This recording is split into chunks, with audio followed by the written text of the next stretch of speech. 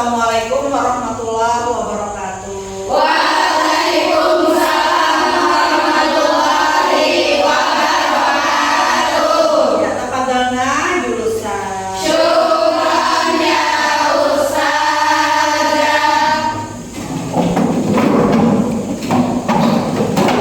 Sebelum memulai pelajaran hari ini, Ustazah minta kepada ketua kelas Askia untuk memimpin doa. Silakan. Baiklah, sebelum kita memulai pelajaran hari ini, alhamdulillah kita berdoa dimulai. Bismillahirrahmanirrahim. Allahumma sholli wa sallim ala sayyidina Muhammadin. Alhamdulillahirabbil alamin. Ya, semoga pembelajaran hari ini berjalan dengan lancar. Amin. Ya, anak-anak, ada yang tidak masuk hari ini? Ada. Siapa yang tidak masuk? Sama? Oh, Baiti Istata, Maridah, Caca. Iya. Sama Paradiga. Maridah Aida. Ya, anak-anak semangat hari ini.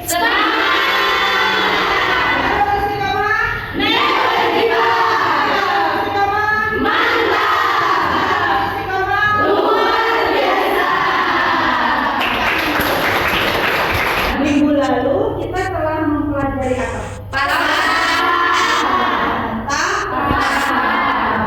Permintaan dan penawaran, ya. Sekarang kita masuk ke bab 5, yaitu tentang lembaga jasa keuangan. Untuk yang pertama kita bahas tentang otoritas jasa keuangan. Ya, silakan Aura. Tujuan pembelajaran pada hari ini adalah peserta didik mampu untuk mendeskripsikan fungsi dan tugas otoritas jasa keuangan atau OJK dengan tepat setelah membaca materi dan berdiskusi, serta peserta didik mampu menganalisis dan memahami wewenang otoritas jasa keuangan atau OJK dengan benar setelah melakukan diskusi dan tanya jawab. Terima kasih. Ya, tepuk tangan. Jadi pada hari ini kita akan mempelajari tentang otoritas jasa keuangan dengan tujuan pembelajaran kalian atau peserta didik mampu mendeskripsikan fungsi dan tugas otoritas jasa keuangan dengan tepat setelah membaca materi dan berdiskusi. Yang kedua, kalian peserta didik mampu menganalisis dan memahami wewenang otoritas jasa keuangan dengan benar setelah berdiskusi dan melakukan tanya jawab. Jadi itu yang akan kita pelajari pada hari ini, ya. Masih ingat minggu lalu kita telah mempelajari tentang pasar, tentang permintaan dan penawaran. Maka hari ini tentang OJK, ya. OJK itu kepanjangannya apa? OJK. Otoritas jasa keuangan. Otoritas jasa keuangan. Apa itu OJK, ya? Siapa yang tahu? OJK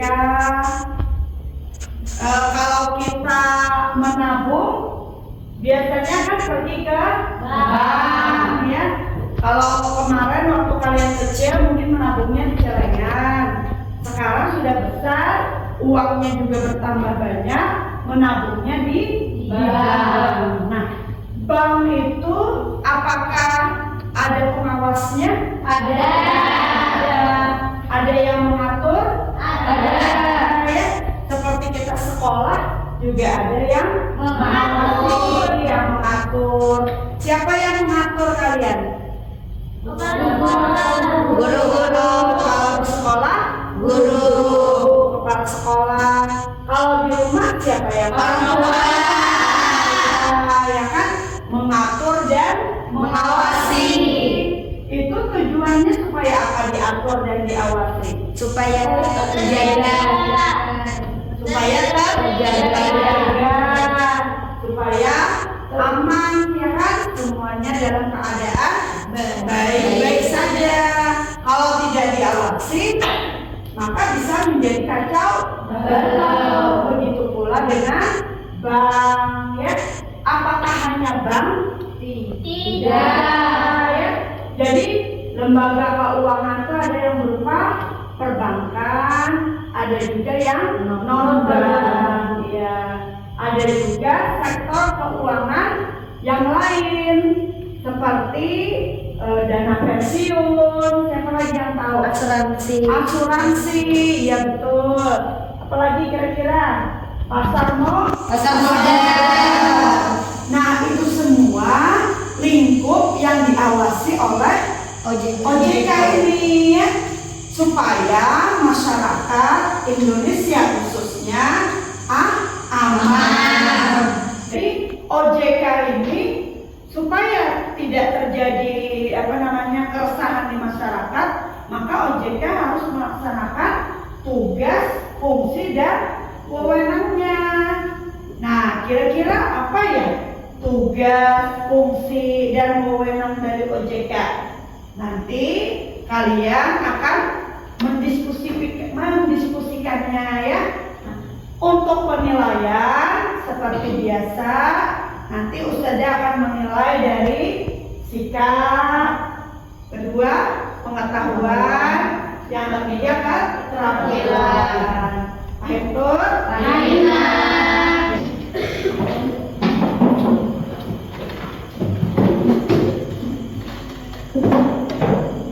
Ya.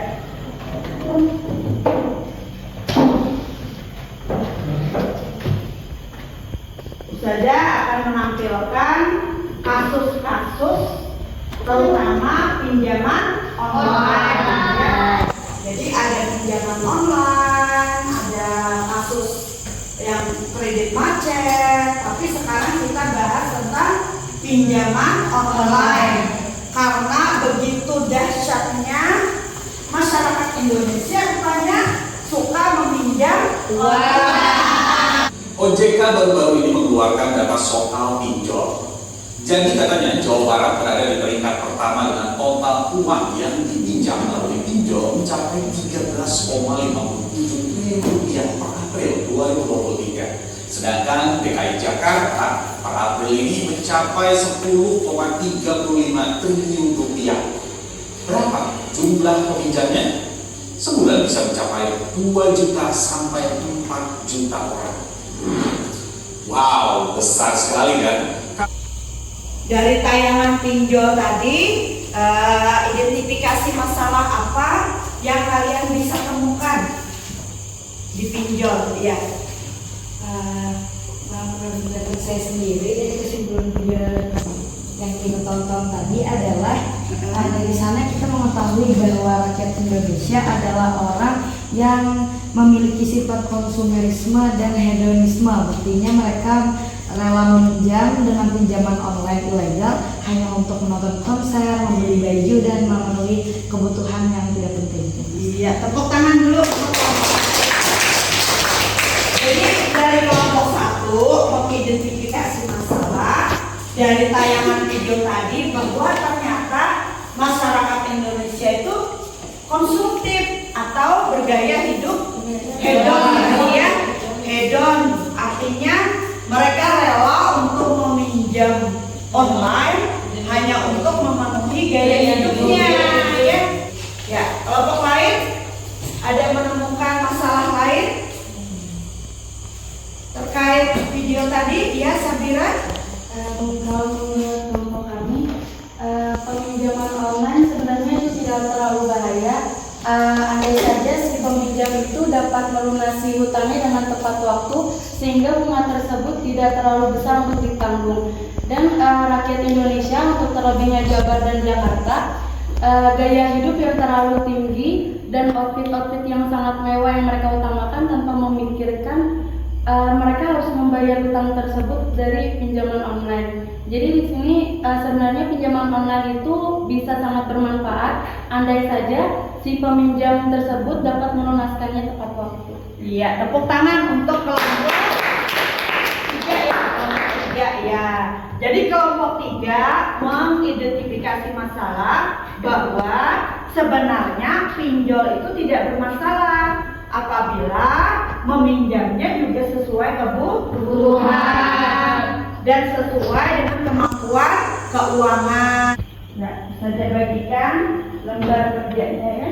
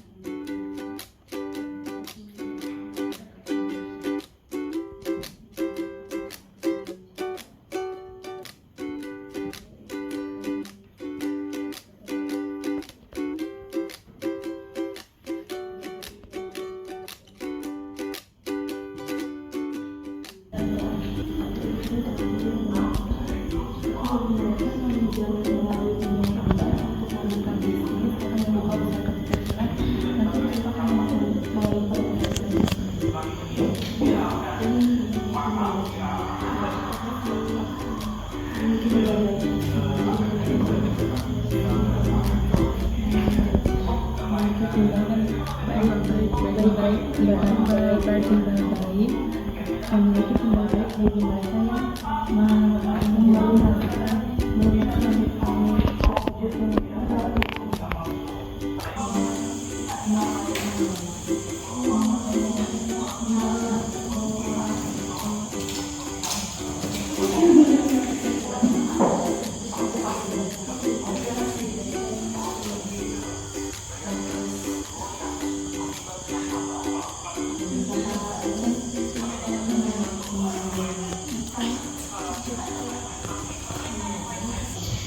Lalu berdasarkan identifikasi masalah yang kami temukan dari video yang telah kita tonton adalah kita dapat mengetahui bahwa masalah ini atau pinjol adalah salah satu dampak dari sifat konsumtif dan hedonisme masyarakat. Berdasarkan diskusi yang kami lakukan, kami dapat menyimpulkan bahwa masyarakat di Indonesia, terutama di kota-kota besar seperti DKI Jakarta atau Jawa Barat, yang menduduki peringkat pertama dalam pemakaian aplikasi pinjol terbanyak adalah masyarakat yang konsumtif dan hedonisme. Hal ini terbukti dari sumber yang kami temukan, yaitu https://databooks.katadata.co.id pada 31 Januari 2023. Dikutip peringkat pemakaian pinjol terbanyak ialah Jawa Barat dengan jumlah 4,68 juta akun, DKI Jakarta dengan jumlah 3,7 juta akun, lalu Jawa Timur dengan 1,51 juta akun, serta Banten dengan jumlah 1,33 juta. Itu artinya pemakaian jasa pinjol adalah masyarakat yang tinggal di kota-kota besar atau ibu kota yang biasanya melakukan perdagangan internasional seperti ekspor barang dari luar negeri atau barang dengan brand ternama dari luar negeri. Hal inilah yang membuat masyarakat dominan merasa memiliki rasa konsumtif tinggi dengan cara terus ingin mengikuti tren, gaya, dan zaman terkini. Baiklah, di sini kami telah mengidentifikasi analisis permasalahan dalam kasus OJK yang telah kami simpulkan bahwa misalnya warga Indonesia paling banyak mengutang pinjol karena gaya hidup yang konsumtif sesuai dengan keinginan, bukan karena kebutuhan. Nah, jadi di sini kami berpendapat sebenarnya pinjol itu tidak terlalu berdampak buruk bagi masyarakat Indonesia. Hanya saja jika masyarakat tersebut meminjam itu untuk kebutuhan yang sangat penting dan sangat mendesak, tidak hanya untuk membeli HP baru atau bahkan hanya sekedar baju yang sedang tren saja. Sekarang kita ambil kesimpulan atau apa kira-kira dari kasus pinjol ini dan dari pembelajaran hari ini dari diskusi 5 kelompok ini, kira-kira ada yang bisa menarik kesimpulan? Siapa yang bisa angkat tangan? Ya, Aura, silakan. Baiklah, di sini kami dari kelompok 1, saya Nisa Rapiana akan mewakilkan kelompok saya dalam penyimpulan dari pembelajaran kita hari ini.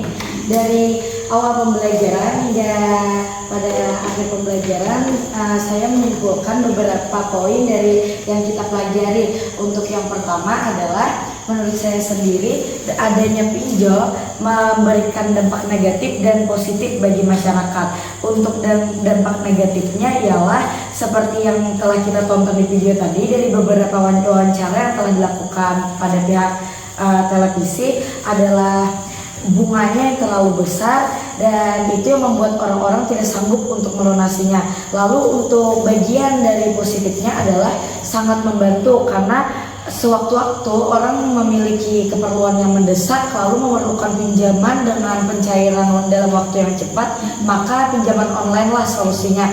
Karena dengan pinjaman online dana hanya bisa cair dalam waktu 1 jam hingga 2 jam.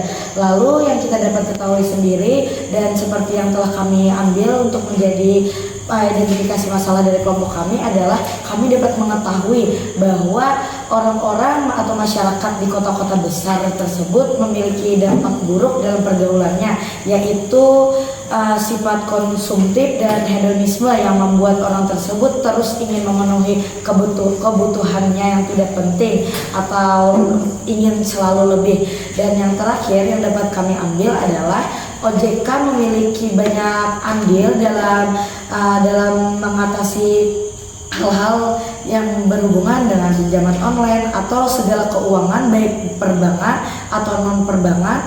Maka OJK adalah salah satu lembaga yang sangat banyak memiliki andil dalam otoritas keuangan di Indonesia atau lembaga-lembaga keuangan di Indonesia. Iya, bagus sekali. Nah, dari hasil pembelajaran hari ini, siapa yang bisa menyebutkan atau menjelaskan apa kira-kira tugas, fungsi, dan wewenang OJK?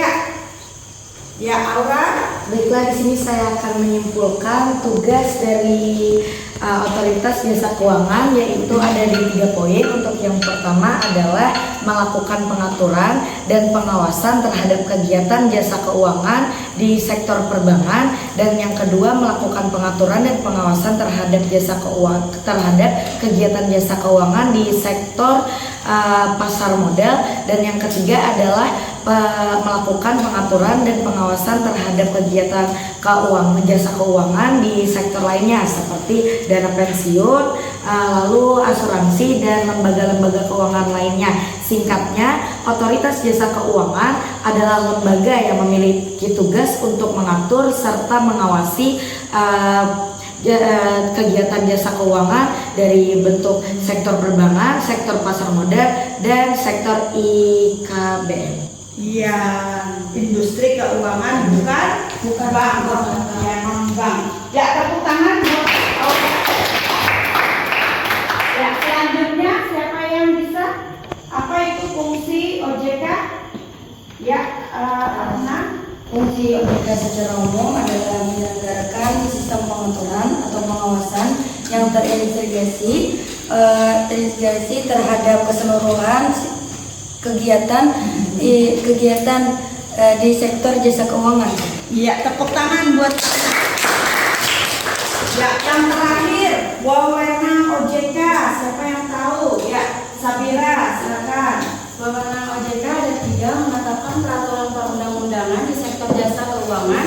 Lalu yang kedua, membuat dan menetapkan peraturan dan kebijakan tentang pengawasan dan pelaksanaan di lembaga jasa keuangan. Lalu hal-hal lainnya yang berkaitan dengan industri jalannya keuangan.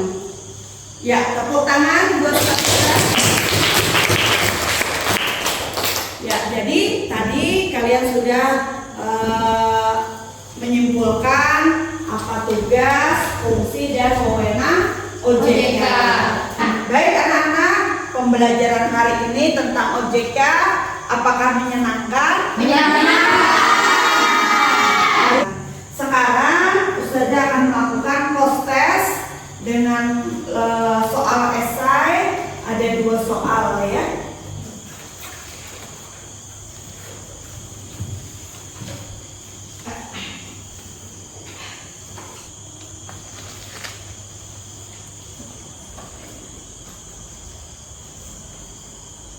Ya, 5 menit sudah selesai.